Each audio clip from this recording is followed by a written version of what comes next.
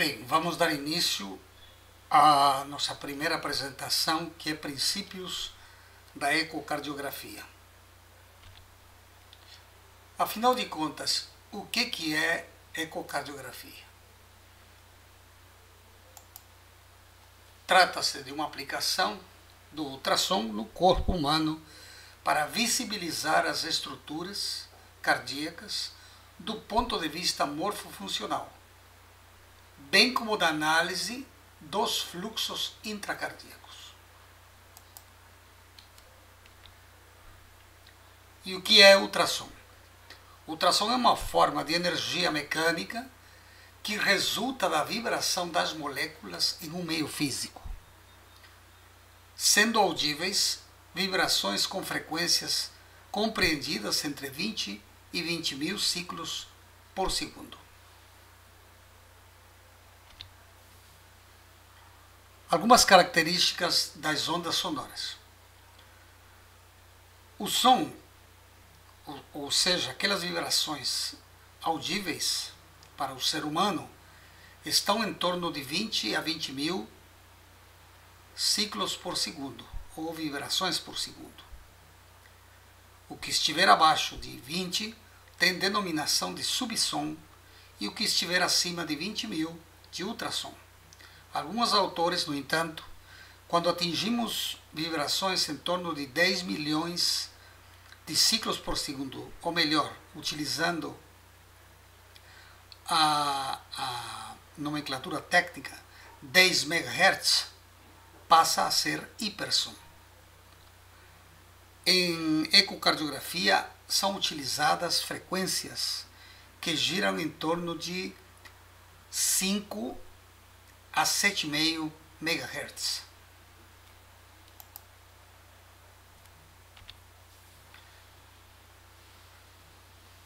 De uma maneira bastante reduzida, vamos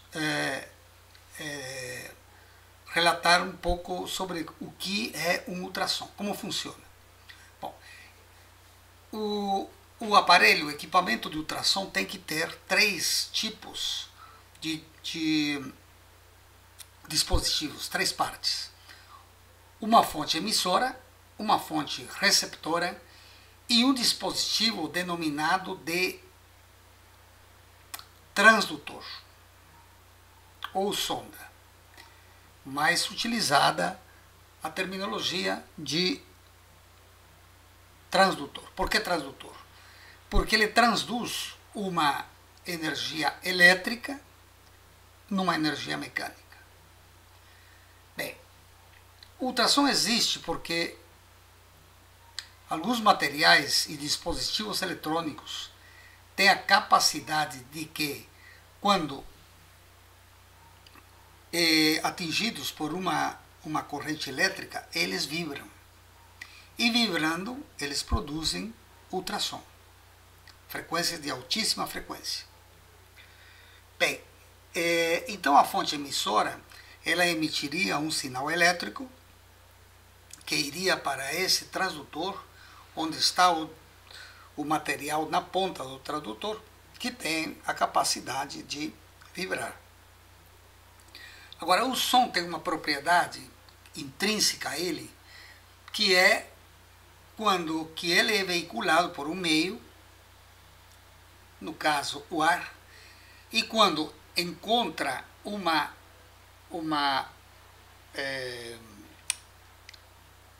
diferença de densidade na matéria, parte desse som volta e parte do som continua. Ou seja, toda vez que ele encontra essa diferença de densidade, ou seja, uma interface, volta a onda mecânica, retorna parte da onda mecânica, se transforma numa energia elétrica e vai para uma fonte receptora, onde vai defragrar o aparecimento de algum elétron, que será incorporado à fonte receptora, que poderá ser visto isso num osciloscópio, num monitor, numa TV, enfim. Esse é o aspecto principal desse tipo de equipamento. Então vamos imaginar um recipiente. Um recipiente onde existe uma bola dentro dele. A fonte emissora emite um sinal elétrico, vai para o tradutor vibra e ele vai encontrar a primeira interface. A primeira interface que ele vai encontrar é a superfície superior do recipiente. Quando o som volta e se transforma numa corrente elétrica, ele vai apontar, né, um feixe de elétrons que vai dar um ponto luminoso chamado de ponto 1. Na sequência, atinge a superfície superior da bola, que é a segunda interface, que vai refletir e vai mostrar uma interface chamada de 2. E assim por diante, a superfície inferior seria 3, a superfície inferior da bola e a superfície inferior do recipiente de 1.4. Então nós teríamos 4 pontos luminosos. Na verdade, isso é pouco para interpretar algum tipo de evento fisiológico, hemodinâmico, anatômico, o que quiserem, né? Foi então uma decisão, né, de engenheiros biomédicos que este osciloscópio poderia sofrer uma varredura, isto é, se deslocar, né, ao longo do sentido lateral. E com isso, aquele ponto luminoso se transformaria numa linha. Ou seja, aquele efeito, aquilo que está acontecendo em termos físicos, se transformou num gráfico. Então, ao invés de eu enxergar um ponto, eu enxergo uma linha. Levando isto para o coração, imaginemos que o coração ele sofre uma distensão, ou seja, uma dilatação e uma contração, um relaxamento e uma contração, ou seja, uma diástole e uma sístole. Isso quer dizer que as duas interfaces internas, no caso agora do tórax, né, no caso do tórax, vão fazer com que no ponto 1, como a superfície do tórax é imóvel, vai se transformar numa linha. E a parede posterior do tórax vai se transformar noutra linha. Ponto 1, ou linha 1, linha 4. E as interfaces internas, né, que estão demonstrando o que está acontecendo em termos dinâmicos no coração, vão se aproximar e se afastar.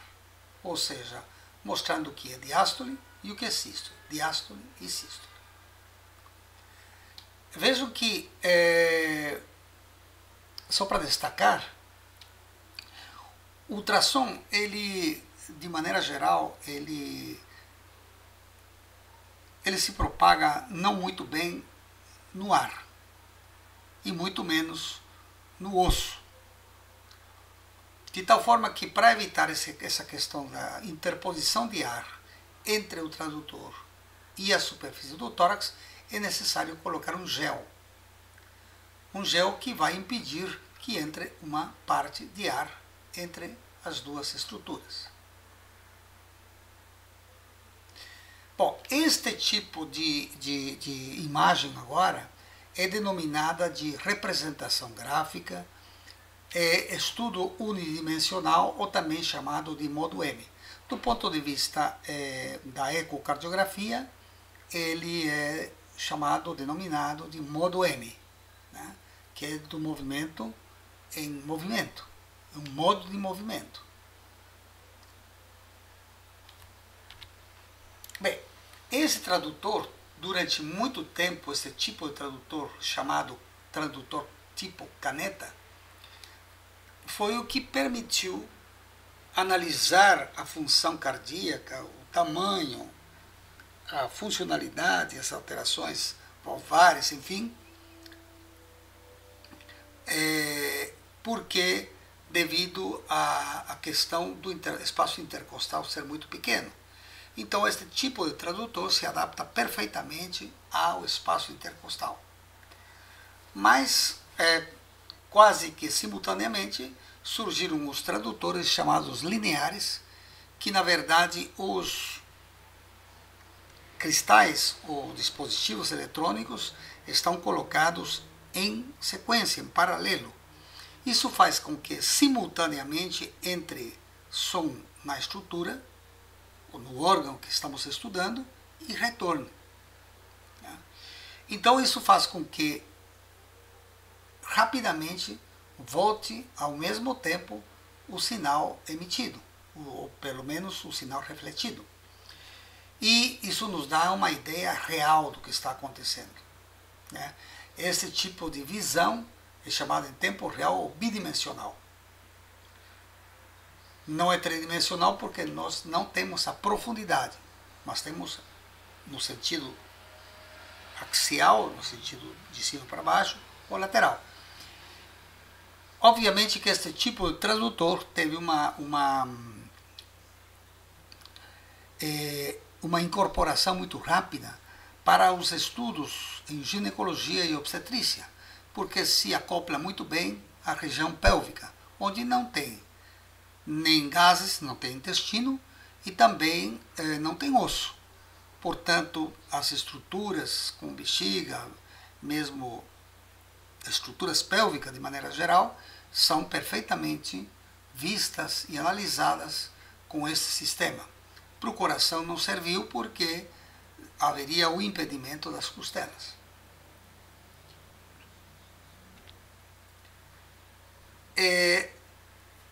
Com o início nos anos 80,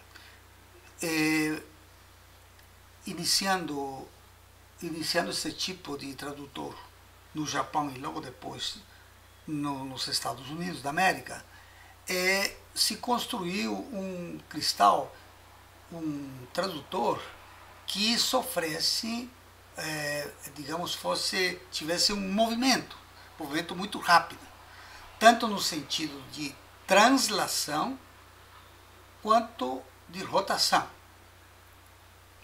Geralmente e podem ser mecânicos ou eletrônicos. Já os mecânicos deixaram de funcionar, agora praticamente é tudo eletrônico. Então eles têm esse tipo de movimentação, ou um ou outro. Isso permite que seja possível observar, se não todo o órgão, no caso do coração, pelo menos boa parte dele, um setor do coração. O que já é bom demais, já permite uma análise bastante adequada do coração. Este tipo de tradutor foi rapidamente introduzido na prática do dia a dia, da ecocardiografia, e permitiu ter uma imagem bidimensional. Não é uma imagem em tempo real, mas é uma imagem praticamente quase que em tempo real, porque a velocidade com que retorna o sinal sonoro é muito rápida. O olho humano não consegue ver esse tipo de variação, então interpreta como se fosse em tempo real. Mais recentemente, já na década de 90, surgiram os tradutores convexos. São equipamentos praticamente lineares, estão em série os cristais, o dispositivo eletrônico, porém o formato dele, a arquitetura desse tipo de tradutor tem um aspecto convexo. Isso permite que seja possível ter uma imagem também setorial, eletrônica, em tempo real, das estruturas. Alguns equipamentos de ecocardiografia incorporaram isso no começo para análise da atividade cardíaca, mas realmente isso se adaptou melhor à ultrassonografia abdominal, onde ele, pelo formato, se encaixa bem para ver algumas estruturas melhor do que o linear, por exemplo, nas regiões subcostais. Então, o que nós temos hoje, basicamente, o tradutor caneta já não existe mais. Hoje, eletronicamente, Se nós queremos ver a imagem unidimensional, obtemos esse tipo de imagem através de um setorial. Ele para, né, num determinado momento e ele nos dá informação apenas de um único setor. Mas já propriamente o tradutor caneta desapareceu. O que nós temos hoje disponível nos equipamentos de ultrassonografia em medicina são os tradutores lineares, convexos e setoriais. Bom, a ultrassonografia ela tem alguns efeitos biológicos, evidentemente. O som, de maneira geral. Ela ocasiona efeitos térmicos, efeitos de cavitação e algumas outras alterações como oscilações, força de torque e microcorrentes. No que diz respeito ao efeito térmico, o tecido aquece devido à absorção da energia mecânica provocada pelo feixe de ultrassom. Este efeito do aumento da temperatura pode ser compensada pela perda de calor devido ao fluxo de sangue pelo tecido, ou seja, perda da convectividade chamado, e pela sua difusão no restante do tecido. No caso do tórax, o restante do mediastino.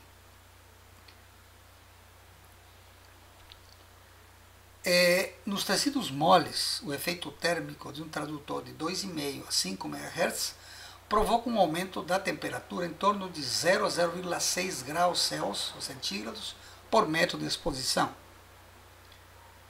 No entanto, se considerarmos que a transmissão do som é intermitente, porque normalmente o tradutor cicla 1/1000 de segundo e no restante do segundo recebe, ou seja, a maior parte do tempo do exame ele está recebendo do que emitindo. Então, além disso, o tradutor muda de lugar. Então a exposição tem uma grande margem de segurança. Oscilações, força de torque, microcorrentes, alguns fenômenos biológicos complexos somente aparecem com exposições muito elevadas que não ocorrem na prática ultrassonográfica em medicina para fins diagnósticos. Nós já temos basicamente mais de 30 anos de ultrassonografia e mesmo sendo utilizado em embriões, fetos, sem que até o momento exista nenhum tipo de sinalização de que tem algum efeito adverso no organismo a prática da ultrassonografia. Portanto, podemos considerar este método como inócuo, né, e bastante, digamos, ilustrativo das alterações que ocorrem nos diversos órgãos. A Associação Americana de Ultrassom tem proposto algumas guias para estabelecer limites para a utilização de ultrassom e que, evidentemente, que os fabricantes de equipamento seguem. Então, primeiro, a exposição diagnóstica deve produzir 1 grau centígrado ou menos de elevação da temperatura acima do normal. 2. Uma intensidade de exposição menor que 100 mW por centímetro quadrado para sistemas que focam o tecido. E 1 watt por centímetro quadrado para sistemas que não são focados. Então, os sistemas de ultrassom atuais, eles têm uma potência ao redor de 10 mW. Portanto, muito pouco, né? Não há, portanto, nenhum perigo com esse tipo de exposição. Apesar das evidências, no entanto, a Associação Americana de Ultrassonografia recomenda que é prudente realizar estudos ecocardiográficos somente quando indicados clinicamente. E é claro que também conhecer a potência e a intensidade de exposição das diversas modalidades que nós vamos discutir aqui neste curso. Limitar a exposição ao tempo estritamente necessário para a realização do exame. E estar atento às informações científicas sobre os efeitos diagnósticos do ultrassom. Com isso, nós terminamos a nossa primeira aula introdutória sobre como funciona um equipamento de ultrassom.